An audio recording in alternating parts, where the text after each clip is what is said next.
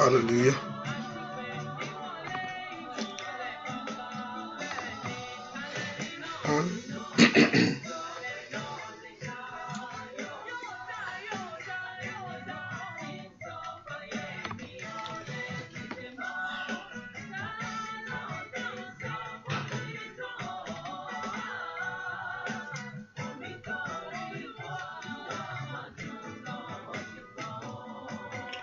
Hallelujah. Hallelujah. Ẹ jẹ́ gbàdúrà. Orúkọ Jésù. Orúkọ Jésù. Orúkọ Jésù. Wọ́n tó pọ̀ nígbà tágbára gbé ọ̀gá fún orí ọ̀fẹ́ ńlá. Àyànlógo fún àánú ìwọ Jésù lórí ayé wa lẹ́ẹ̀kan sí. Ẹnìmọ̀ Ísírẹ́lì lórúkọ Jésù Olúwa gbọpẹ́ wa. Wọ́n tó pọ̀ nígbà tágbára ìwọ tó ní gbogbo agbára yìí. Jésù Olúwa gbọpẹ́ wa. Wọ́n ta fi gbogbo ògo yìí fún. Ẹnìmọ̀ Ísírẹ́lì Olúwa gbọpẹ́ wa. Olúwa gbà yín wa. Bàbá àtọ̀ wa lónìí lórúkọ Jésù Olúwa náà agbára jáde. Bàbá àtọ̀ wa lónìí lórúkọ Jésù Olúwa náà wọ ìṣẹ́gun jáde. Ẹnìmọ̀ Ísírẹ́lì járe ọ. Járe ọ. Ẹnìmọ̀ Ísírẹ́lì járe ọ. Ẹnìmọ̀ Ísírẹ́lì járe ọ. A ó sì máa gbé ìwọ Ọlọ́run ga. Láì lórúkọ Jésù Kristi. Olúwa àti olùgbàlà wa, àmín. Ọmọ Ọlọ́run ẹ̀ka bẹ̀rẹ̀ sí dúpẹ́ lọ́wọ́ Jésù yìí fún orí ọ̀fẹ́ ńlá tó fún wa sẹ́, fún àánú látàrí gbà wájú rẹ̀. Ẹ̀ka dúpẹ́ lọ́wọ́ Jésù bí Jésù máa ṣeun. Ẹ̀ka dúpẹ́ lọ́wọ́ rẹ̀ fún orí ọ̀fẹ́ àtàánú tàrí gbà. Ẹ̀ka dúpẹ́ fọwọ́ agbára ńlá èyí tó fi kàn wá, ọwọ́ ìyanu ńlá èyí tó fi fún ayé wa. Ẹ̀ka dúpẹ́ lọ́wọ́ Jésù yìí fún orí ọ̀fẹ́ àánú lórí ayé wa sẹ́. Bí Jésù ṣe o, Jésù máa ṣe, Jésù ṣe. Wọ́n tún jẹ́ agbára fún wa ó ṣe. Wọ́n tún jẹ́ bí ìsádi wa ó máa ṣe. Ẹ̀ka dúpẹ́ lọ́wọ́ Jésù yìí.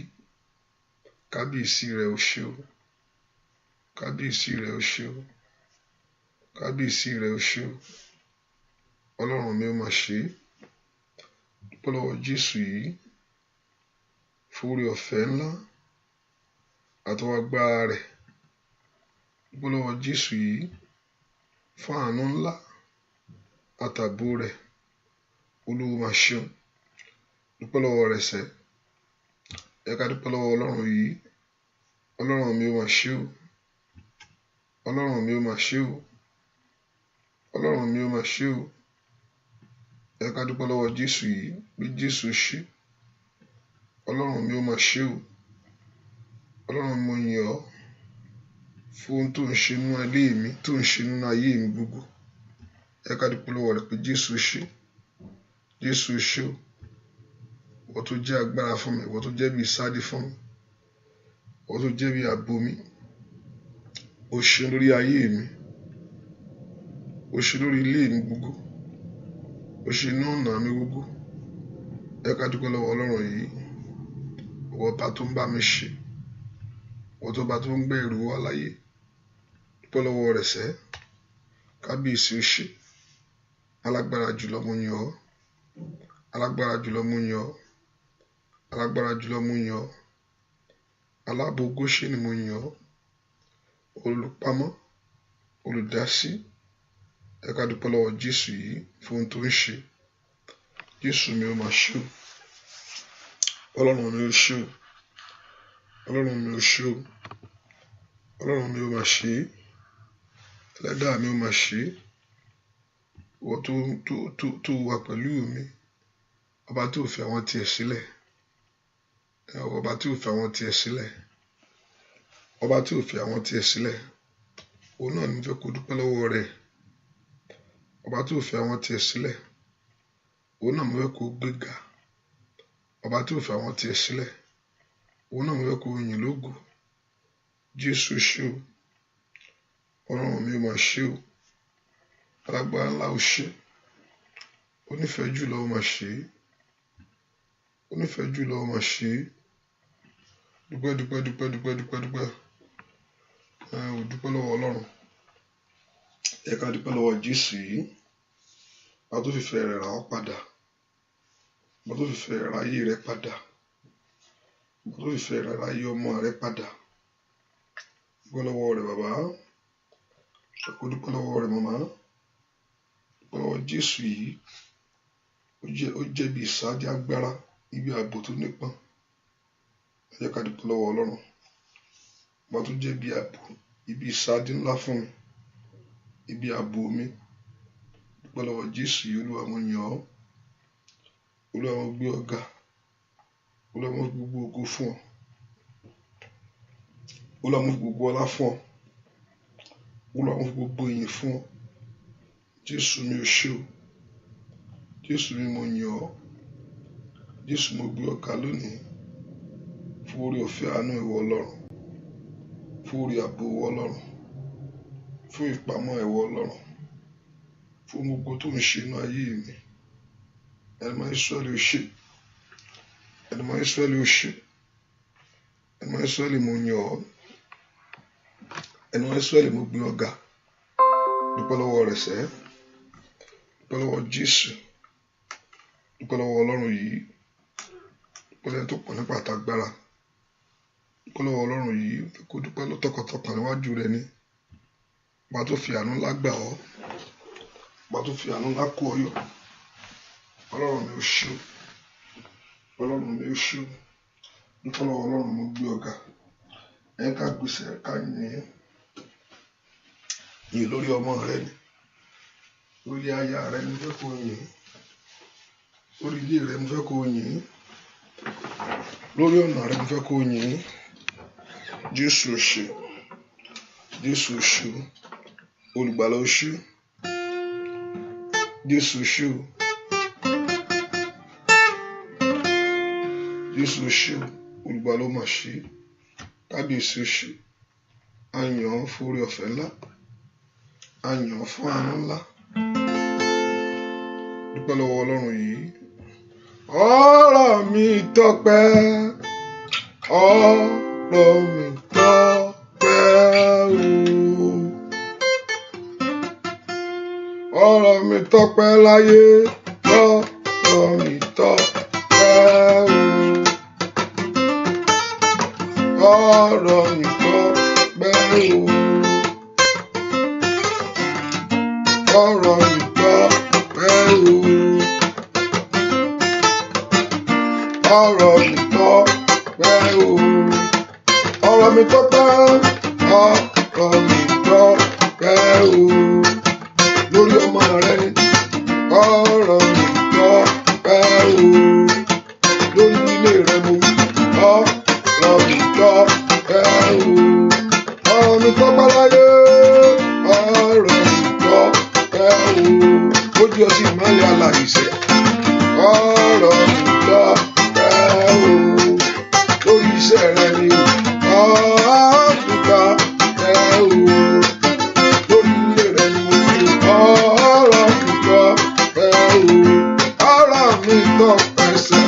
Ọ̀rọ̀ mi tọ́pẹ́ o. Óyá óyá óyá. Ọ̀rọ̀ mi tọ́pẹ́ o. Óyá óyá. Ọ̀rọ̀ mi tọ́pẹ́. Àbí mo rí gbà láyé. Ọ̀rọ̀ mi tọ́pẹ́ o. Níwájú Olúwa wa. Ọ̀rọ̀ mi tọ́pẹ́ o. Óyá óyá óyá óyá o. Ọ̀rọ̀ mi tọ́pẹ́ o.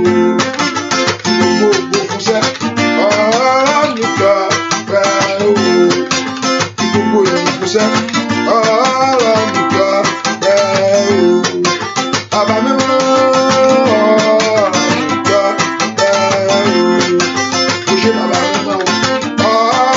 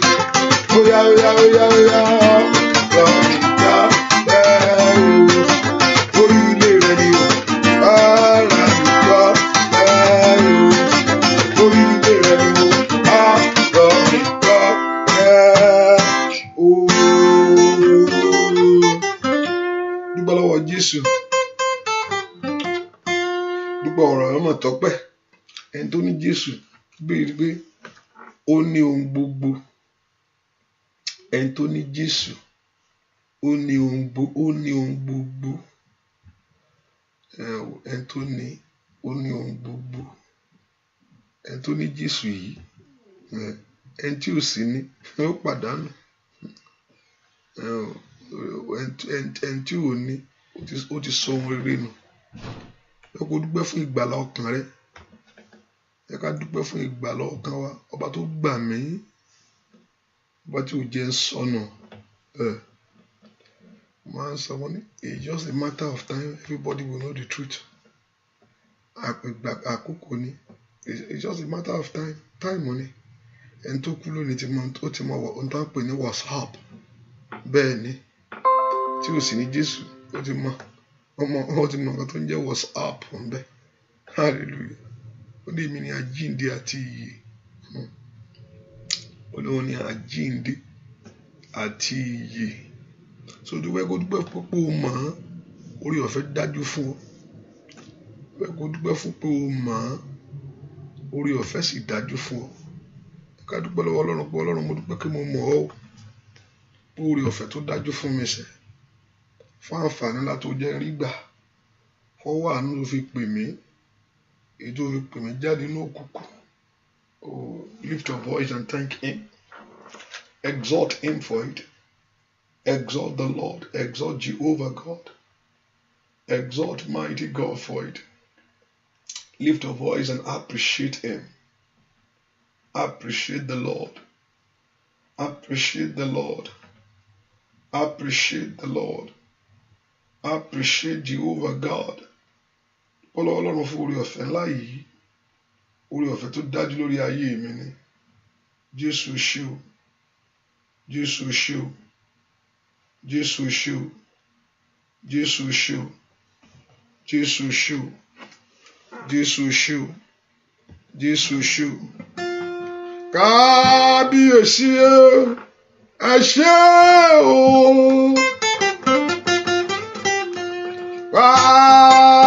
Kábíyèsí ẹ ṣé o. Lift your voice and thank Him. Kábíyèsí ẹ ṣé o. Lift your voice and worship Him.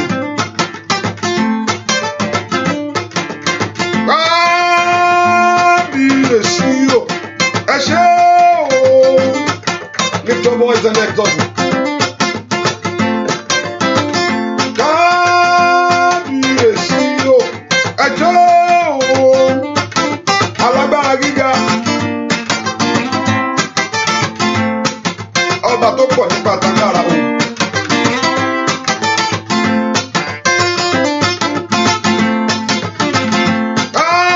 Kábíyèsí ẹ ṣé o.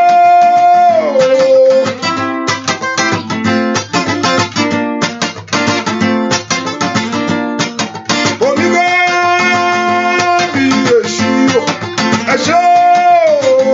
Ní gbogbo ọ̀nà mi níjọba lórí ayé rẹ ní sá, lórí ọmọ rẹ ní, lórí iṣẹ́ rẹ ní. Bàbá mímọ́ níjọba ìjọba yìí, exalt Him. Kábíyèsí ẹ ṣé o. Bàbá mi o, alágbára, Ọlọ́run tó ń ṣe gbogbo ní ohun gbogbo. The Lion of Judah, the beginning and the end, my Lord. Lift your voice and exalt Him. Koshe Baba Mímọ́, ay Masidaba. Kábíyèsí ẹ ṣé o. Alágbára, onífẹ̀ jùlọ, Baba Mímọ́.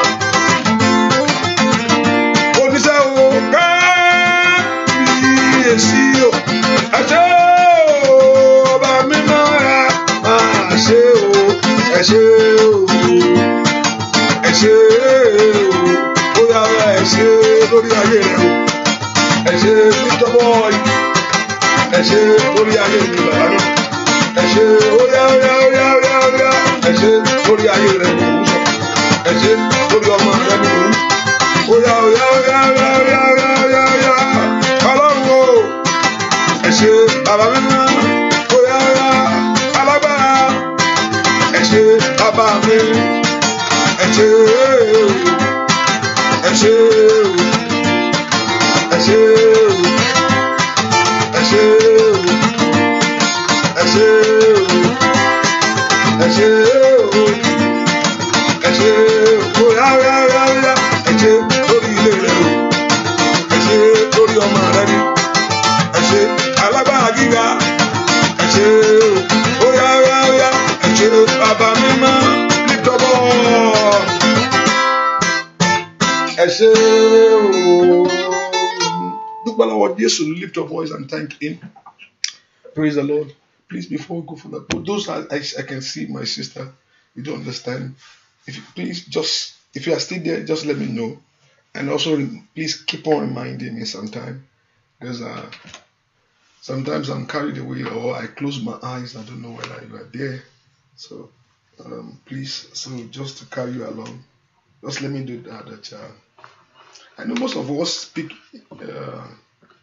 Most of us we speak English, right? I'm in good answer. What was I? So let me see. I can't follow Jesus. Lift your voice and thank you. Just let me know that you are there. Just remind me that you are there, so I interpret for you. Okay. Ẹ ká gbàdúrà, ẹ ká sọ fún Ọlọ́run ṣàánú fún mi. Lord, have mercy on me. I want to begin to lift your voice and talk to God. Ọlọ́run ṣàánú fún mi. Ask the Lord to have mercy upon your life. Olúwa ṣàánú fún ayé mi ni. Olúwa ṣàánú fún ayé mi ni. Ẹ kó porúkọ Jésù. Ask the Lord to have mercy upon your life. Olúwa ṣàánú fún mi ni sẹ́. Ọwọ́ àánú agbára kó kan ayé mi. Let the hand of your mercy. Let the hand of your mercy touch my life. Olúwa ṣàánú fún mi. Porúkọ Jésù. Olúwa ṣàánú fún ayé mi. Lift your voice and talk to God. The Lord God of heaven to have mercy upon your life. Àánú rẹ̀ mò ń fẹ́ ni sẹ́. Olúwa ṣàánú fún ayé mi ni. Have mercy on me. Àánú mo béèrè fún o. Àánú ni mo béèrè fún. Porúkọ Jésù. Àánú ni mo béèrè fún. Lord, I plead for your mercy, O God. Àánú ni mo àánú àtàlẹ́ epo sọ̀tọ̀ rabadida. Porúkọ Jésù sẹ́. Ọlọ́run jọ̀ọ́ láti dábàá ṣíkàtàlábò. Olúwa fàánú gba ayé mi. Porúkọ Jésù mi tó wà sẹ́. Ọlọ́run fi àánú gbà mí ni. Olúwa fi àánú gbọ̀rọ̀ mi ro. Lè pàtó tó retádìá. Porúkọ Jésù. Olúwa fi àánú rẹ̀ ṣe tèmi fún mi ni. Porúkọ Jésù mi tó wà. Olúwa fi àánú rẹ̀ ṣe tèmi fún mi ni sẹ́. Ask the Lord to have mercy upon your life.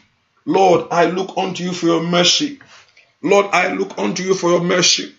Lord, I look unto you for your mercy. Àánú ni mo béèrè fún sẹ́. Lord, I look unto you for your mercy. Àánú mo béèrè fún sẹ́. Somebody lift your voice and begin to pray. Sọ fún Ọlọ́run lọ́wọ́lọ́wọ́ báyìí, lift your voice to God, that Lord to have mercy. Olúwa àánú rẹ mo béèrè fún. Porúkọ Jésù dáadáa mi tó wà sẹ́. Lift your voice and call the name of the Lord Jesus, the Lord God of heaven to have mercy upon your life. Porúkọ Jésù, the Lord Jehovah God to have mercy. Is your mercy that I pray for. Is your mercy that I ask, oh God. Ẹ porúkọ Jésù. Olúwa fàánú gbà mí lórí ìdáwọ́lé mi gbogbo. Porúkọ Jésù dáadáa. In all things that I lay my hand, in all things I'm doing, oh God, show your mercy, oh God. Father, be merciful unto me. Somebody lift your voice and pray. Jehovah God, be merciful unto me. Porúkọ Jésù dáadáa, lift your voice and pray to God. That Lord be merciful unto me. Olúwa ṣàánú mi ni. Olúwa ṣàánú mi ni. Be merciful unto me, O God. Somebody lift your voice and ask the Lord. That Lord be merciful unto you. Porúkọ Jésù, àánú ni mo béèrè fún. Àánú Ọlọ́run wá ayé mi rí sẹ́. Lord, let your mercy locate me. In Jesus' name, we pray. Lift your voice and say, Lord, as I call, Lord, answer. Ọlọ́run mo ṣe pè, Olúwa dáhùn. Lord, as I called, answer. Ọlọ́run bí mo ṣe pè, Olúwa dáhùn. As I call upon your name, mo ṣe porúkọ rẹ. Ọlọ́run dá mi lóhùn. Answer as I call Jehovah God. Answer. Can somebody lift a voice and begin to pray in the name of Jesus? Oya orúkọ Jésù yẹn. In the name of Jesus, my Lord and my Father, as I call, oh God, answer. He said, you will answer me. Oh, Mashadi Abakafa Lutakapa. Mado Peroso Totoliketelebo.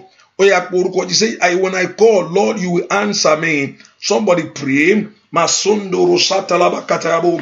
Mato Bredo Sakabo. Lift your voice to God. That you said in your word that when I call, you will answer. Only Timbakpe, Oluwalorun, you down. Somebody lift your voice and pray. Orúkọ Jésù that Olúwa down, that Lord Jehovah God to answer you. Lift your voice and call upon the Lord, that Lord God of heaven to answer you. And you go on down alone, say, Mashandi Reboko Falakaba. And you go on down, Matate Tete Rababa Shikriaba. Open your heart and pray. That Lord should answer in this season to make a way for you. The Lord God of heaven to answer this hour, to make a way for your life. In the name of Jesus, somebody open your heart to God. Somebody cry before Jehovah God, that the Lord God of heaven to answer you in a miraculous way. In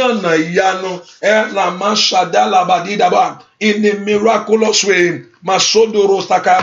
Open your heart to pray. Lift your voice to God. The Lord God of heaven to answer you in a miraculous way, oh God. My Father, my Lord and my God, in the name of Jesus. Somebody lift your voice to Him. My Lord and my King, answer me, oh God. Somebody lift your voice to God. Oya, porúkọ Jésù. Olúwa kó dá ẹ lóhùn níbi àyè ńlá ni. Oya, porúkọ Jésù yẹn sẹ́. Ọlọ́run dá mi lóhùn ni. Olúwa dáhùn gbóhùn ẹ̀bẹ̀ mi. Ẹ porúkọ Jésù. Olúwa dáhùn. Olúwa dáhùn, Olúwa dáhùn, Olúwa dáhùn, Olúwa dáhùn, dúà lórúkọ Jésù Kristi. Olúwa wá pàdé mi lọ́nà ìyanu. Olúwa. The Lord should meet you at the point of your needs. Pàdé mi lọ́nà ìyanu. Olúwa. Pàdé mi lọ́nà ìyanu. Olúwa. Pàdé mi lọ́nà ìyanu. Olúwa. Má jẹ́ wá lásán ó sọ mí dá láyọ̀ lónìí. Má jẹ́ wá lásán sọ mí dá láyọ̀ lónìí o. Pàdé mi lọ́nà ìyanu. Olúwa. Pàdé mi lọ́nà ìyanu. That God should meet you at the point of your need. Pàdé mi lọ́nà ìyanu. Lift up all. Pàdé mi lọ́nà ìyanu. I say pray. Pàdé mi lọ́nà ìyanu. Olúwa. Oya o. Má jẹ́ wá lásán sọ mí dá láyọ̀ lónìí. Má jẹ́ wá lásán o. Sọ mí dá láyọ̀ lónìí o. Pàdé mi lọ́nà ìyanu. Olúwa. Ọlọ́run. Ó bẹ̀bẹ̀ mi sá. I look unto you. Ojú rẹ ni.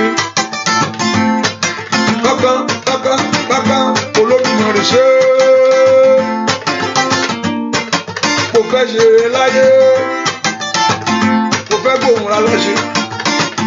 Oya o. Má jẹ́ wá lásán o, sọ mí dá láyọ̀ lónìí. Má jẹ́ wá lásán o, sọ mí dá láyọ̀ lónìí o. Pàdé mi lọ́nà ìyanu. Olúwa. Oya o. Pàdé mi lọ́nà. Oya lórúkọ Jésù. Màṣídàbà. Oya pàdé mi lọ́nà. Lift up, the Lord should meet you at the point of your need. Pàdé mi lọ́nà ìyanu. Ìyanu tí mo ń béèrè fún. Pàdé mi lọ́nà ìyanu. Olúwa lórí ayé mi ni o. Pàdé mi. Lift up all. The Lord should meet you at the point of your needs. Pàdé mi lọ́nà ìyanu. Olúwa. Bàbá mi máa o. Pàdé mi. Bóyá wí bẹ́ẹ̀ lórúkọ Jésù. Amananama ó ṣàdàbà. Pàdé mi lọ́nà ìyanu. Olúwa lórí ayé mi. Pàdé mi lọ́nà ìyanu. Olúwa. Pàdé mi lọ́nà ìyanu.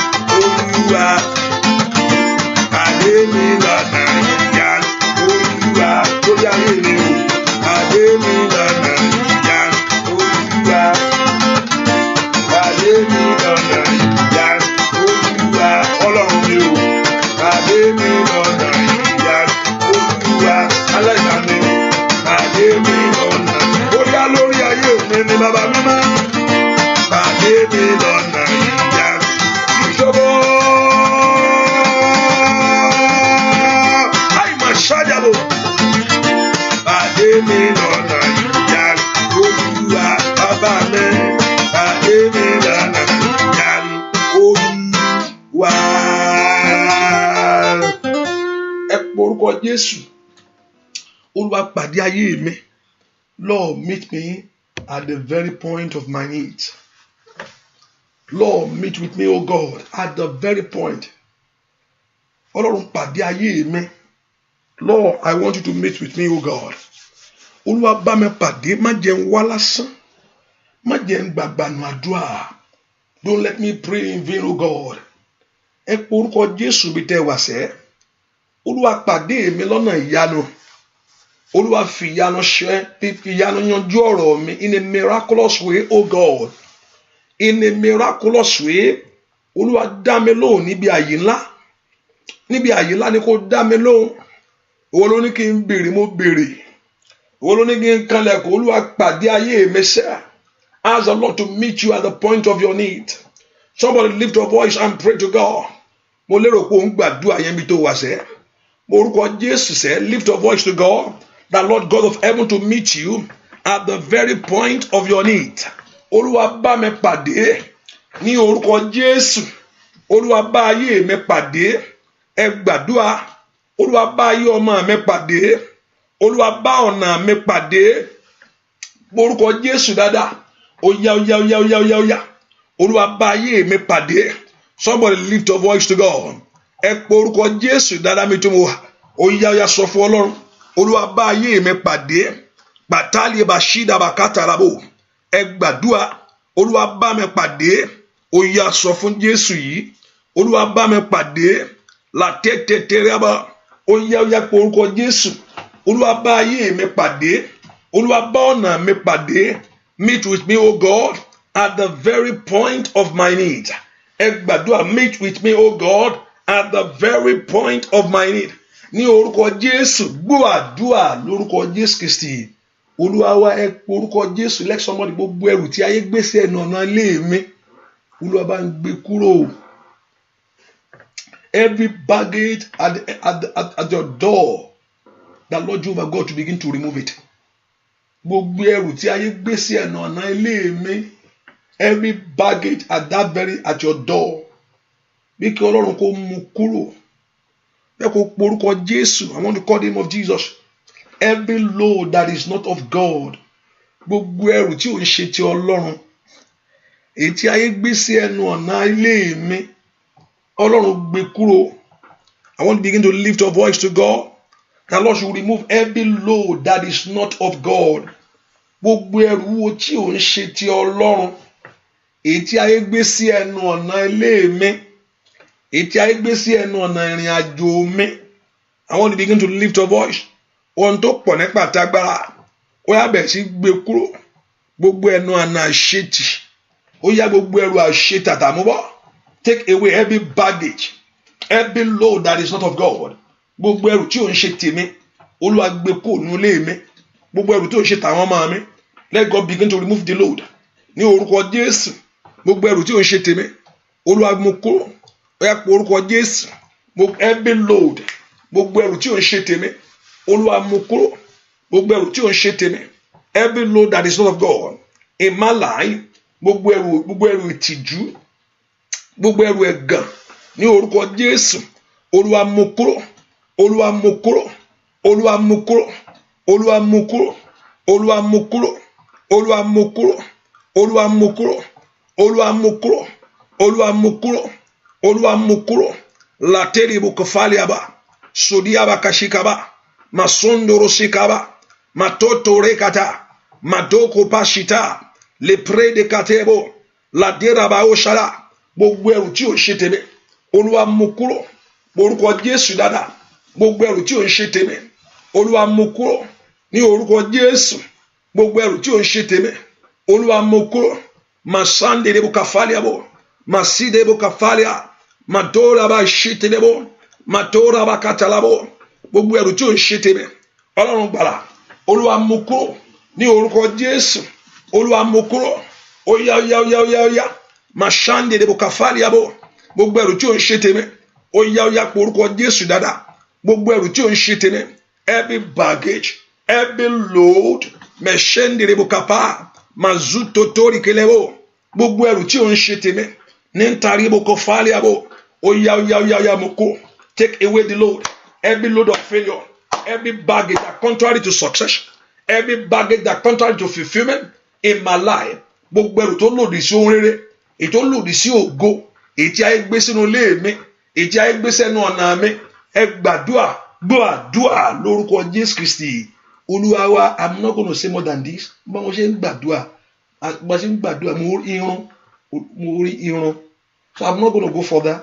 And don't irun fẹ́ jọ bí irun obìnrin. So ẹlòmíì bí ó ti máa ń sọ̀rọ̀ àti ẹlòmíì àdúgbò. I'm just saying, I'm just telling you what I see. Hallelujah. I don't know. Mo tí mo wò nìyẹn.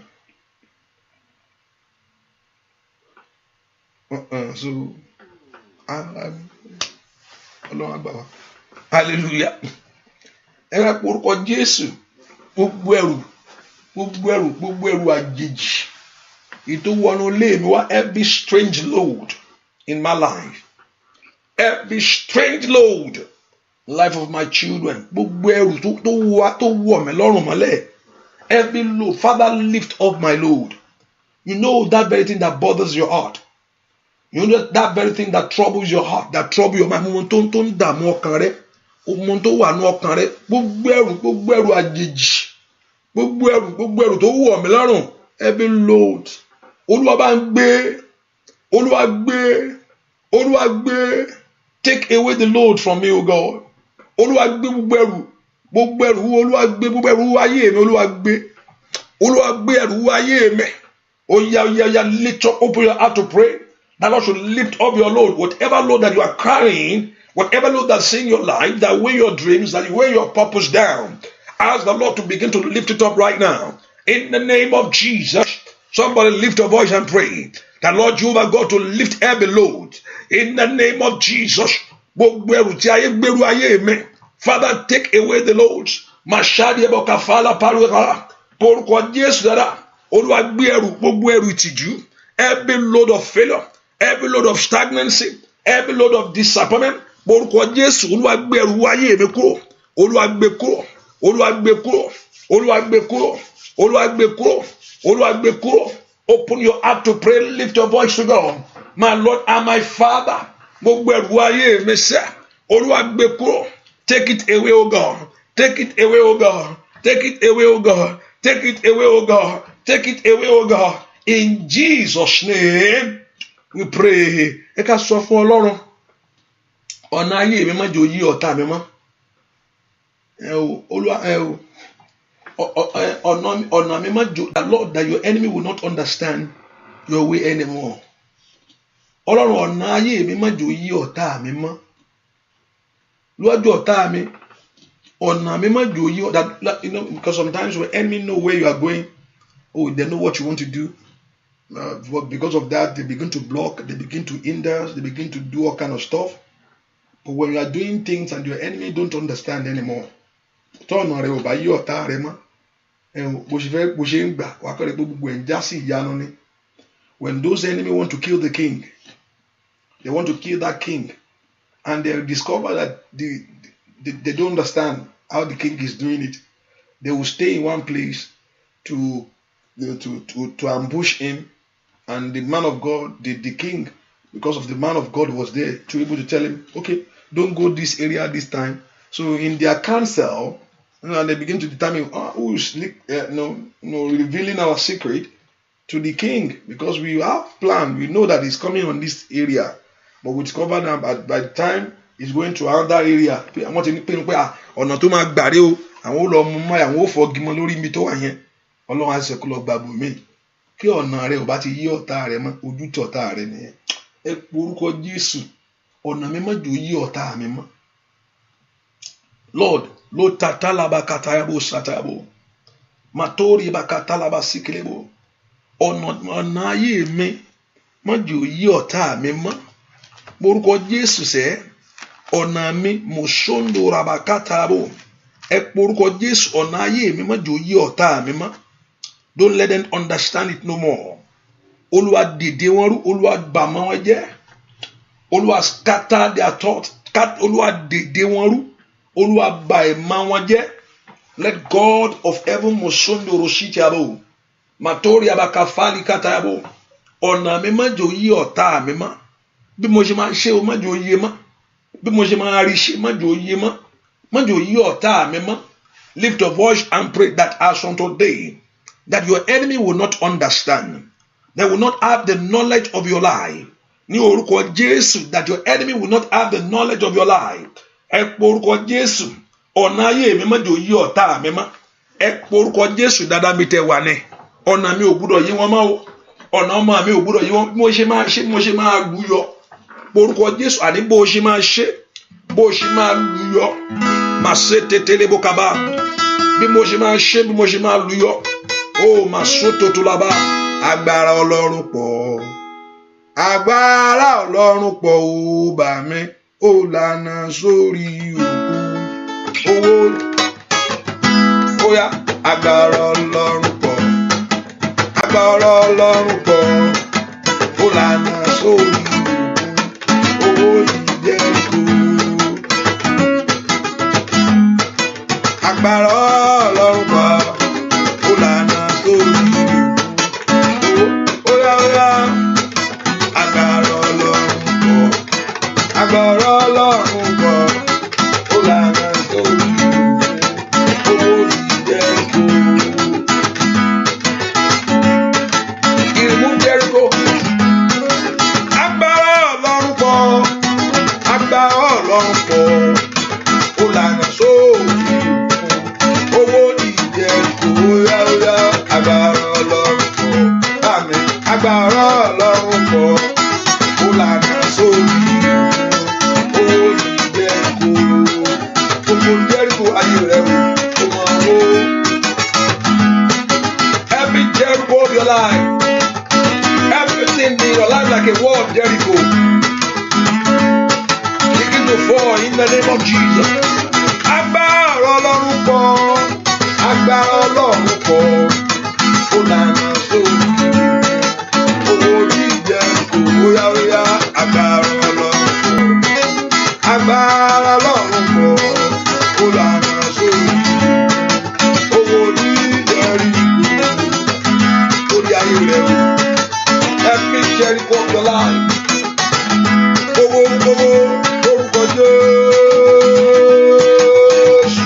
Owó gbogbo Jericho, gbogbo gbèsè. Óyá orúkọ Jésù. Owó gbogbo dìtì. Orúkọ Jésù. Óyá owó lórí ayé rẹ, lórí ọmọ rẹ. Óyá. Rákàtàyàbá kàbáyàbá. Agbára Ọlọ́run pọ̀. Agbára Ọlọ́run pọ̀. Bámi ò lànà sórí. Owó ìjẹ́kù. Ó lànà sórí. Owó ó lànà sórí. Let every Jericho begin to fall. Ó lànà sórí. Owó ìjẹ́kù. Ó lànà sórí.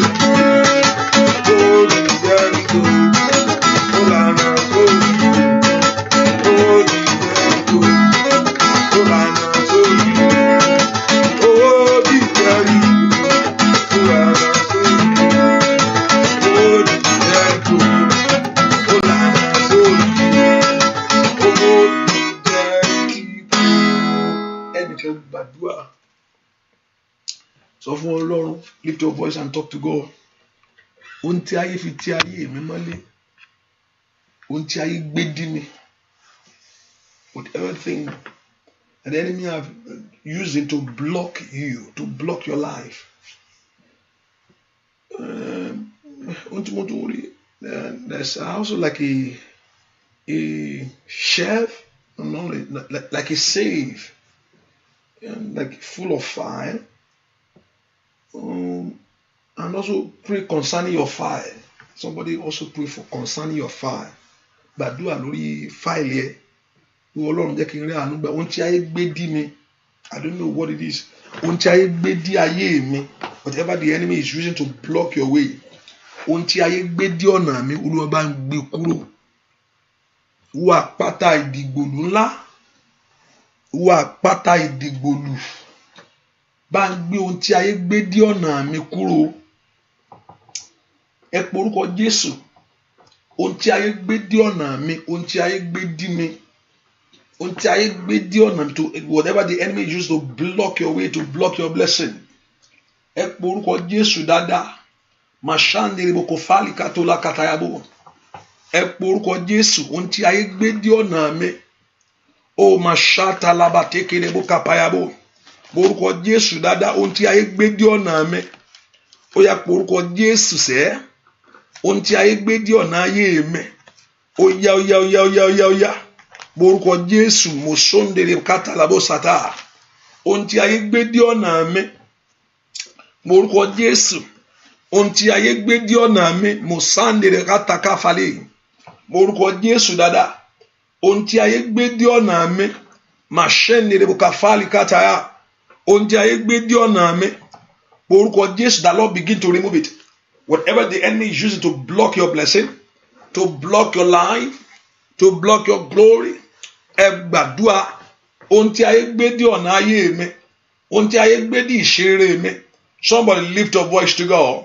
The Lord God of heaven begin to remove right now.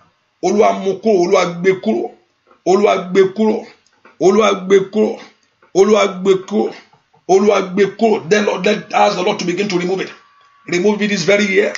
Ohun tí ayé gbé dí ọ̀nà ayé mi, ohun tí ayé gbé dí ìṣeré mi. Inú ọdún yìí ni gbọ́ àdúrà lórúkọ Jésù Kristi. Olúwa wá ẹ pe orúkọ Jésù ibi tí fáìlì mi bá á sí o. Lord, bring it out for me. Ẹ pe orúkọ Jésù ibi tẹ́ wà sẹ́.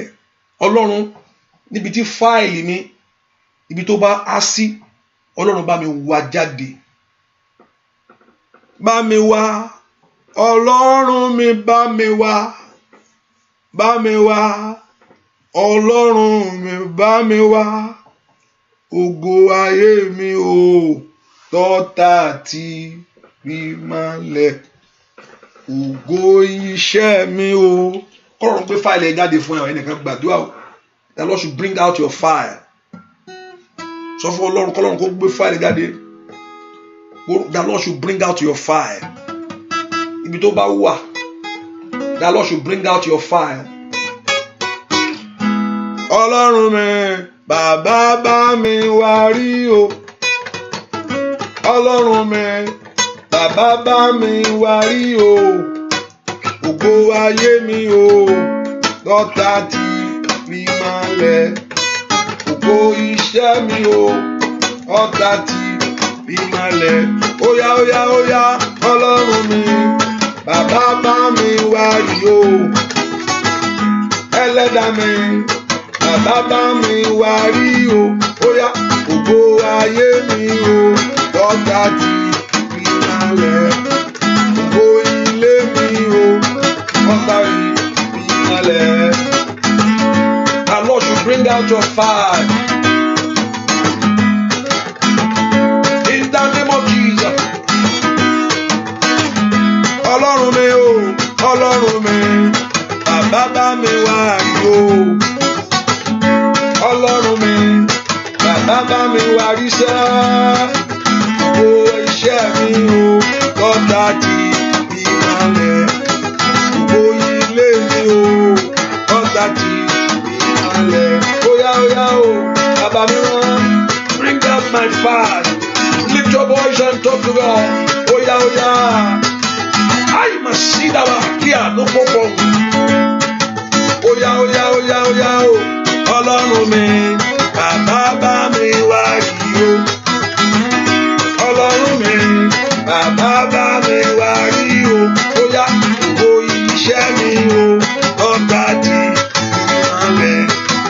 Ògo ilé mi o, lọ́tà ti rí malẹ̀. Óyá óyá o. Ọlọ́run mi, bàbá bá mi wá rí o. Ọlọ́run mi, bàbá bá mi wá rí o. Ògo ilé mi o, lọ́tà ti rí malẹ̀. Let's lift your voice and talk to God. Lord, bring out my fire. ibi tá a bá ju fáìlì ayé mi sí o Olúwa bá mi wá jáde kí àánú kó fọhùn lórí ẹ̀. Lord, bring out my file. Ẹ porúkọ Jésù bí tẹ́ wà sẹ́.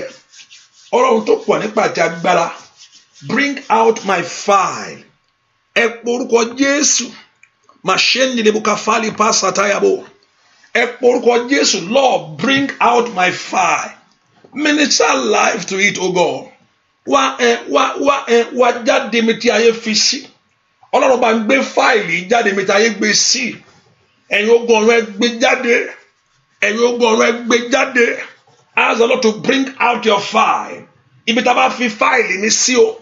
Gbogbo tó ń dè mọ́ bẹ̀, everything that is holding it down, Lord, remove it, O God. Ẹ porúkọ Jésù. Ó yá. Olúwa gbé fáìlì mi jáde. Olúwa gbé jáde. Olúwa gbé jáde. Olúwa gbé jáde. Olúwa gbé jáde. Olúwa gbé jáde. Olúwa gbé jáde. Olúwa gbé jáde. Ask the Lord to bring your file. Lórúkọ Jésù sẹ́. Olúwa gbé jáde. Father, bring out my file. Ó yá gbé fáìlì mi jáde. Ọlọ́run gbé jáde o. Gbọ́ àdúrà lórúkọ Jésù Kristi. Olúwa wá mo rí pé ọ̀pọ̀lọpọ̀ in what I listen to or what I hear, pé ọ̀pọ̀lọpọ̀ you are praying for ìwé ìgbélú. And and also maybe I need to add it to our prayer because I see that when I can always hear, in your prayer point, So that means then one thing is two things I take note of. That ìwé ìgbélú àti ọkọ settlement. I think both two of those things are more just feel. See. So I think I know the prayer point now to everyone, because God, if I'm saying Olúwa, if I'm praying something else for you, and this is what you need, that would be different thing entirely. Okay. I know it does generally that I know that the main thing that God need to bless you. I know that I know that also that God should bless you, to pour the blessing upon your life. Number one náà ara ẹ̀ náà gbogbo àti ìwé ìgbélú àti tíyàn lówó arọ́kọ̀ bẹ́ẹ̀ ni ọkọ̀ yẹn kó lè máa ọkọ̀ lè jẹ́ ẹlẹ́tàn kan lè pọ̀ ni àṣàrí ara ẹnìkan àrí gbígbórí sí ìbùkún yẹn gan ṣe pàtàkì lórí gbogbo ẹ̀ tíyàn ní ìbùkún ìwé ìgbélú àbọ̀ sí. Even in this country, when you have certain amount, they will give you. You don't have to worry. You just apply. I want to do business. And when God bless you, and you have money, you apply. They will give to you. That's like in this place now. A certain amount, if you have it here in America, but they will give to you. Just certain amount, and you put it in. I want to start business. You don't have to worry. They will beg you, please stay. When God bless you,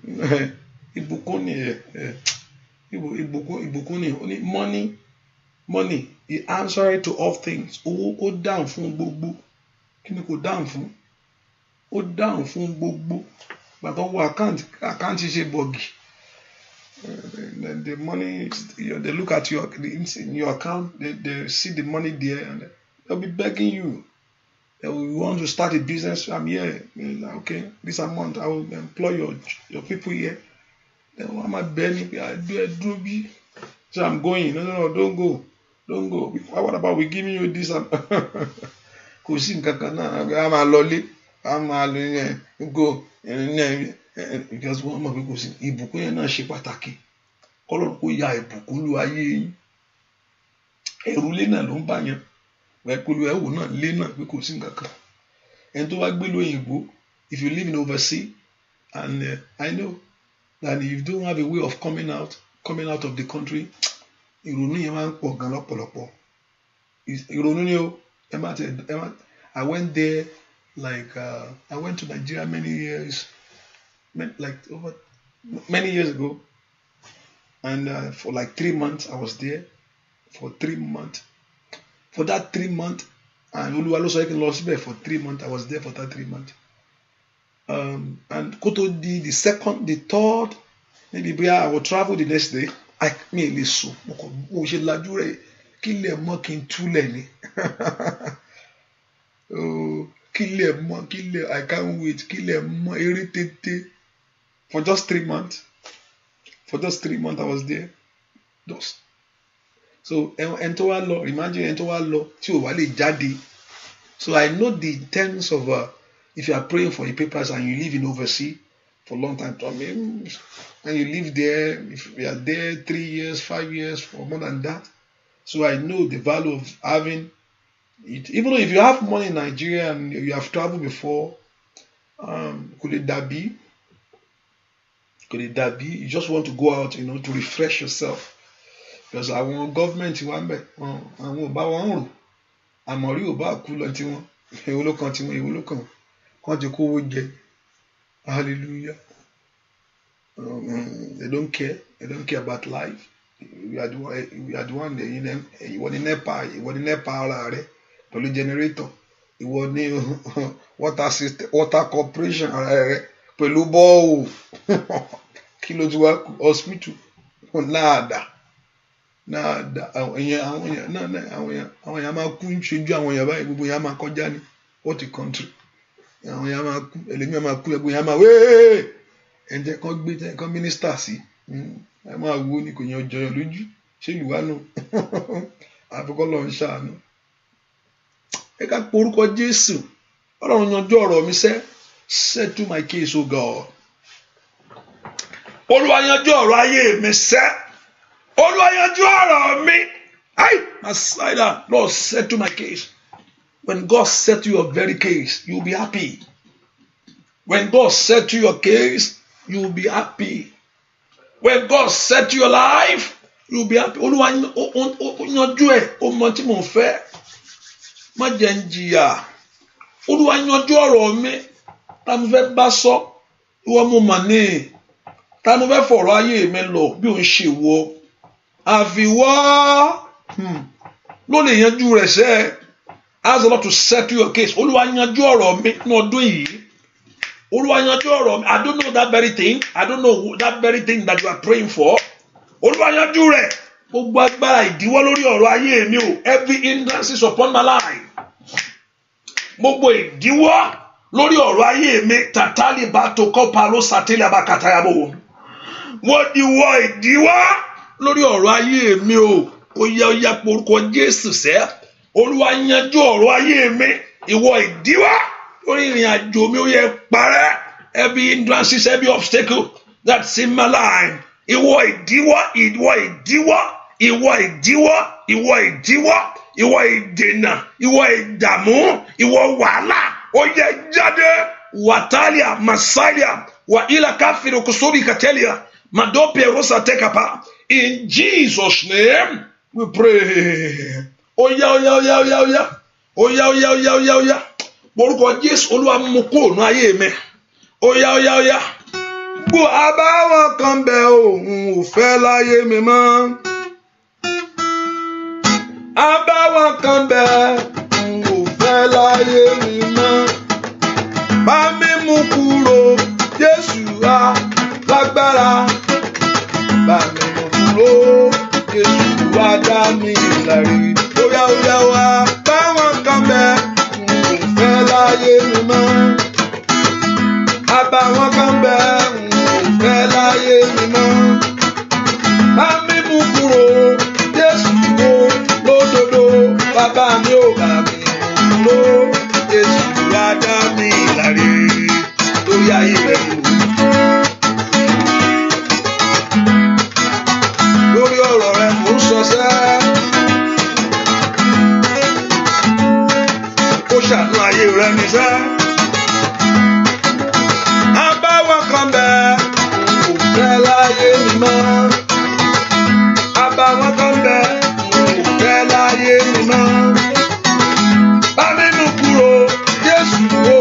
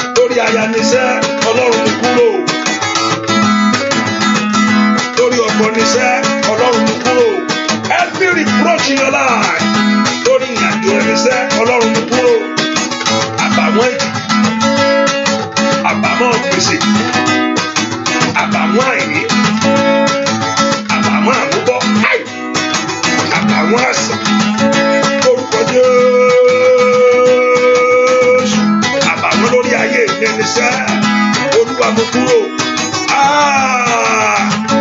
Àbáwọn kan bẹ̀rù fẹ́ láyé mi mọ́. Bàbá, àbáwọn kan bẹ̀rù fẹ́ láyé mi mọ́ sẹ́. Bá mi mú kúrò, Jésù wá lágbára o. Bàbá mi o, bá mi mú kúrò, Jésù. Oya, oya, oya, oya, oya, oya, bá mi mú kúrò, Jésù wá dá mi láre. Oya o, bá mi mú kúrò, Jésù. Oya kó mú kúrò, take it away, bá mi mú kúrò, Jésù wá dá. Oya, oya, oya, oya, oya, o bá mi mú kúrò, Jésù wá dá. Oya, oya, oya, oya, oya, oya, bá mi mú kúrò. Lórí ayé mi ni, lórí iṣẹ́ mi ni, lórí ọ̀nà mi náà mi kúrò. Jésù oya gbàdúrà. Oya, oya, oya, oya, oya, oya, oya, oya, oya, oya, oya, oya, oya, o bá mi mú kúrò, Jésù wá dá mi láre. Oya, oya, o bá mi mú kúrò, Jésù. Oh, remove it now. Bá mi mú kúrò. Every reproach, oya, oya, bá mi mú kúrò, Jésù wá dá mi láre. Bá mi mú kúrò, Jésù wá. Oya, oya, orúkọ Jésù bá mi mú kúrò, Jésù wá dá mi láre. Ẹnìkan bá ṣe kọrin yẹn, ọ̀bẹ tí ayé gún ẹ, Olúwa mú kúrò. Bẹ́ẹ̀ kí wọ́n gún yàn ọ̀bẹ, ìwọ tó gún lọ́bẹ yẹn, Ọlọ́run mú kúrò lára ẹ. Ọ̀bẹ ayé lára rẹ, ọ̀bẹ knife, in any way that the enemy have choked you, tó ti gún ọ lọ́bẹ, kúrò kó mú ọ̀bẹ yẹn kúrò. I want to make sure. Are you still there? Those that you don't understand, let me know my language. And to Yoruba, if you don't understand Yoruba, let me know. I want to know, make sure I'm there. Hallelujah. If you don't understand, say I'm still here. I'm going to share the grace now. I'm sure of anything. We are still coming back by 5 and 3. I want to make sure. If you are still there, say you are there. I know why I'm asking. So if you don't understand, say you are still here. I'm still here. Hallelujah. Take away every knife. Take away every knife. Ọ̀bẹ tí ayé gún ayé mi, Olúwa mú kúrò. Ẹni tán gún lọ́bẹ ìnira ni. O ní gbé ayé náà ìnira mọ́. Lift your voice and talk to God. Olúwa mú àbàwọ́n kúrò ní ayé mi. Gbogbo àmìkámi, gbogbo ọwọ́ òkùnkùn, gbogbo ọwọ́ ẹni bí gbogbo fàtà. Ní orúkọ Jésù, Olúwa mú kúrò. Ask the Lord to take it away. Orúkọ Jésù. Ní orúkọ Jésù, Olúwa mú kúrò. Olúwa mú kúrò. Olúwa mú kúrò. Orúkọ Jésù dáadáa. Olúwa mú kúrò. Ask the Lord to take it away. Gbọ́ àdúrà lórúkọ Jésù Kristi. Olúwa wá. Amen. So okay, I think they are not there anymore. Okay, let me just switch the Bible. Orúkọ Jésù. Ọlọ́run jọ̀ọ́, mú ọfà àtakò lára mi. Olúwa mú ọfà ẹni bí kò nú ayé mi. Take it out, oh God. Gbogbo táyé tí ń ní mi lára. Gbogbo táyé tí ń ní ọ̀nà mi lára. Gbogbo táyé tí ń ní iṣẹ́ mi lára. Olúwa mú kúrò. Olúwa mú kúrò. Orúkọ Jésù. Mú ìnira kò nú ayé mi. Take it out, oh God. Take it out, oh God. Mú kúrò sẹ́. Mú ìnira yẹn kúrò. Olúwa mú ìnira kúrò nú ayé mi. Gbogbo tó ní mi lára. Orúkọ Jésù tó ní ayé mi lára. Ní orúkọ Jésù, Olúwa mú ìnira kúrò. Ìnira ayé mi kó kúrò. Kí àánú kó dájú. Ìnira kó kúrò nú ayé mi. Àánú kó dájú. That Lord Jehovah God, take away your pain, take away your shame. In Jesus' name we pray. Listen, it's good to pray, which I encourage. Ó dá ká gbàdúrà, ṣùgbọ́n kí àdúrà kó mú èso jáde ló máa ṣe pàtàkì jù. Sọ fún Ọlọ́run, àárọ̀, ọ̀sán mi tí mo fi wojú rẹ bàbá, fún oore lé mi lọ́wọ́. Olúwa, ọ̀sán mi àtàárọ̀ mi tí mo fi gbójú mi sókè sí ọ. That I lift my voice before you, God. Lord, mú oore lé mi lọ́wọ́, mú oore lé mi lọ́wọ́ orúkọ Jésù bí tó wà sẹ́ kí Ọlọ́run kó mú oore lé lọ́wọ́ that the Lord you are going to give you good things. Ọ̀sán mi Olúwa nú àdúrà yìí ẹ ò jẹ́ rí tèmi mú o, nú àdúrà yìí jẹ́ rí tèmi ṣe. Olúwa ṣohun ńlá nú ayé mi, fi àmì hàn lórí ayé mi ní. Olúwa fàmì hàn, fi àmì ńlá hàn fún mi ní ìṣẹ́gun nú àdúrà yìí. Ẹ̀yin ogun ọ̀run ẹ dìde sí ọ̀rọ̀ ayé mi, ẹ jọ̀ọ́ bọ́ sí, make it possible God. Ẹ jọ̀ọ́ ṣeé ṣe Lord, make it possible. Ẹ jọ̀ọ́ ṣeé ṣe, ẹ gbà fún mi, ẹ fọ̀nà ayé, ẹ lànà fún mi, ẹ lànà fún ayé mi.